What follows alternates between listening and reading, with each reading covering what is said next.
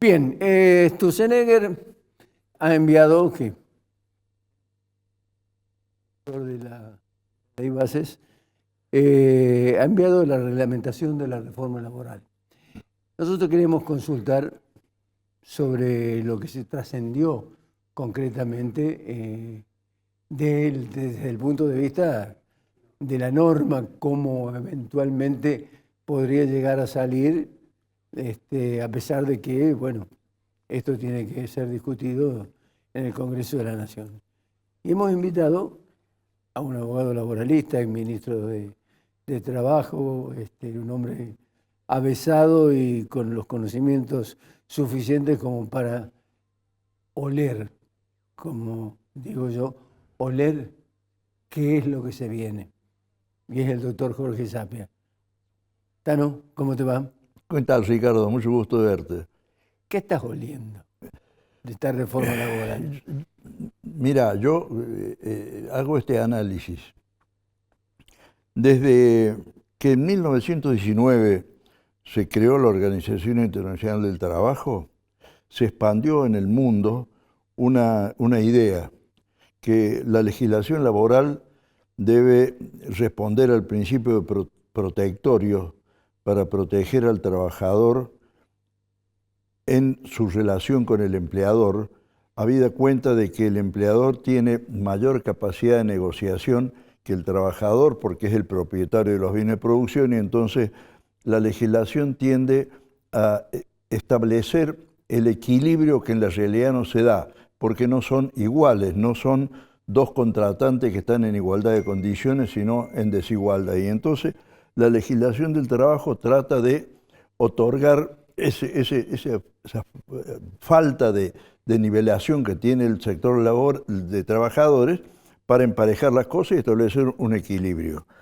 Y frente a eso, el rol del Estado es tratar de mantener ese equilibrio y cuando se produce alguna situación de conflicto, resolver el conflicto para que se restablezca el equilibrio. Entonces, de lo que se trata es que exista una situación de paz social donde ambas partes de la relación laboral pueden desarrollarse. El empleador produciendo, el trabajador recibiendo la compensación salarial que le permite vivir con dignidad. Creo que lo que está pasando en la Argentina es una situación de desnivelación de la relación de equilibrio que debería haber. El Estado se ha corrido a favor del empleador y ha desprotegido a los trabajadores. Esto es lo que surge de la ley base y que yo intuyo, vos decías que yo estaba oliendo, sí, que la reglamentación va a profundizar esa situación. Hay hechos muy claros que denotan que hay desprotección del sector de trabajadores en esta nueva legislación. Hay una cosa que para mí raya en lo absurdo.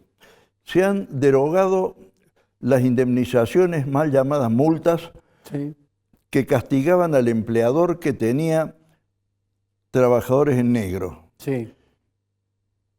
Yo acepto que pudiera ser que esas indemnizaciones asumían dimensiones siderales, quizá exageradas, pero lo que no estoy dispuesto a aceptar que me digan que suprimiendo ese castigo a los empleadores de la informalidad, los empleadores de la informalidad van a generar más puestos de trabajo. Así es. Sí, con castigo.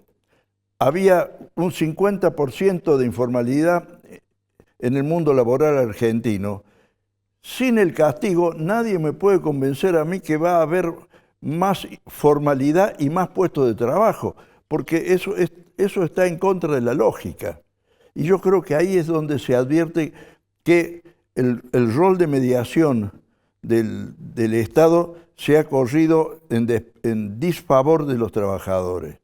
Este es un aspecto. Hay otros aspectos, como por ejemplo, se admite con muy buen criterio esta parte que voy a señalar, que los empleadores que tienen gente en negro puedan blanquear esa gente que tienen negro.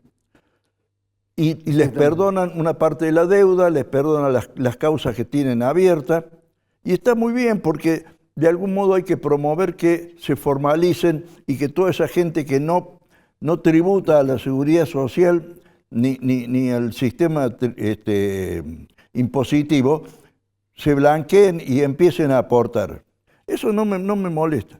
Lo que me molesta es que cuando se blanquea a un incumplidor de la ley de seguridad social, al trabajador blanqueado le reconocen solamente 60 meses, 5 años. Meses. Entonces el pobre laburante que trabajó 12 años, 15 años, le van a reconocer solamente 5 y los otros los perdió, claro. Los perdió definitivamente. Y no solamente eso, sino que le van a reconocer en montos de aporte y contribuciones omitidas según el salario mínimo vital y móvil.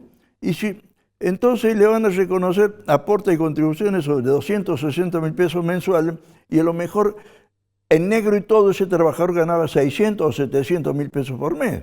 Claro. Y entonces le sacan una buena parte de lo que él tendría que contar para su jubilación. Entonces, se derogan las indemnizaciones agravadas por incumplimiento, con lo cual se releva a los empleadores incumplidores de resarcir el daño que le han causado al trabajador no inscribiéndolo. Y después, cuando ese empleador se blanquea, tampoco le reconocen todo. Me parece que es de una no sé cómo llamarle, pero de una ferocidad antitrabajador muy poco noble, ¿no? Justa causa de despido. La cláusula de despido. Justa causa de despido. La justa causa de despido. Ahora se ha creado que es justa causa de despido el bloqueo, el impedimento a entrar o salir del establecimiento y el causar daño. El causar daño es un hecho absolutamente delictivo, está fuera de consideración. La Organización Internacional del Trabajo, a través de los pronunciamientos del Comité de Libertad Sindical, esto se puede consultar en la recopilación de decisiones y principios del Comité de Libertad Sindical del 2006, el último que se publicó de la OIT, tiene dicho que la huelga puede asumir distintas formas. La abstención total de trabajar, paros intermitentes, huelga de brazos caídos, trabajo a reglamento, trabajo a código y la ocupación de la planta. La ocupación de la planta o el establecimiento está reconocido por el Comité de Libertad Sindical de la OIT como una forma de ejercicio de la huelga, siempre y cuando no sea violento. Claro. Cuando hay violencia, la OIT dice, eso no es huelga, y lo deslegitima. Entonces, digo yo, esto de crear a priori justas causas de despido, me parece que no es sino una forma de intentar desalentar la huelga. Es probable. Intentar desalentar la huelga, que la OIT tiene dicho, a su vez, en reiterados pronunciamientos, que es la última ratio de los trabajadores y sus organizaciones en la defensa de sus intereses profesionales, siempre y cuando no sea violenta. Entonces, me parece que esto avanza sobre el ejercicio de un derecho constitucional reconocido en el artículo 14 bis, segundo párrafo, ¿no? Y que tiene una intención represora y que no se justifica. Yo creo que como estaban las cosas, estaban bien. Si hay violencia, y la justicia tiene que deslegitimar un ejercicio de la huelga. Si no hay violencia, porque la huelga es un hecho connatural a las actividades laborales que ha sido imaginada y ejecutada con un fin de causarle daño al empleador. Es decir, el solo hecho de no trabajar le causa daño. ¿Y está hecho para qué? Para presionar, para obtener reconocimiento de eventuales mejores derechos o el reconocimiento de derechos que estaban sancionados de antes y que el empleador no cumple. Claro. Se habla de un fondo de cese. Sí, te explico, Ricardo. El Fondo de Cese Laboral funciona en la Ley 22250 de la industria de la construcción. Es decir, Sí, sí, quieren implementar algo parecido. sí, bueno. ¿Por qué funciona en la industria de la construcción? Porque la industria de la construcción tiene un elemento básico con el cual funciona, que es la obra. Ahora. La empresa constructora, sea la empresa grande, la chica, la que solamente levanta casas particulares, la empresa constructora comienza a trabajar cuando empieza la obra y cuando termina la obra no trabaja más, salvo que tenga otra obra en la otra cuadra, pero si no tiene, se termina.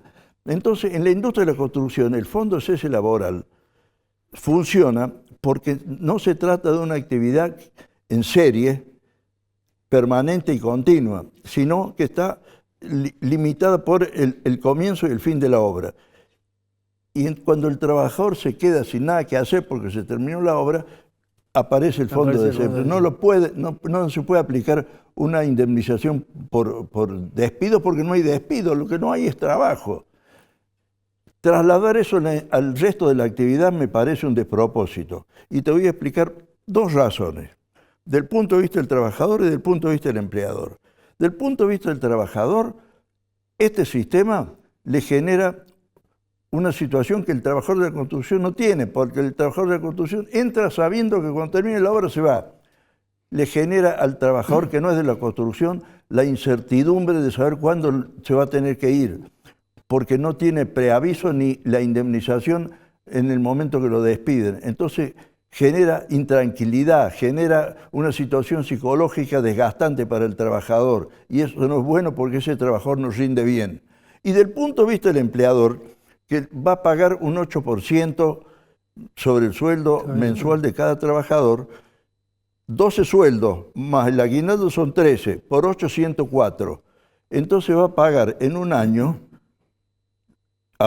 si lo despide un trabajador, le va a pagar un sueldo mensual por cada año de antigüedad. Acá por cada año de antigüedad le va a pagar un sueldo más un 4% más. Entonces le sale más caro al empleador el fondo de desempleo que lo que está legislado ahora. Con un elemento muy importante, durante ese año, ese 8%, no lo dispone el trabajador, no lo puede usar para invertir, para ahorrar, ni siquiera para especular económicamente. Finalmente, Tano, ¿es una ley caníbal? Sí, seguro que sí. Sí. Seguro. Sí. No tengo dudas. Te agradezco mucho. No, Gracias por favor, venir. a tus órdenes. Gracias.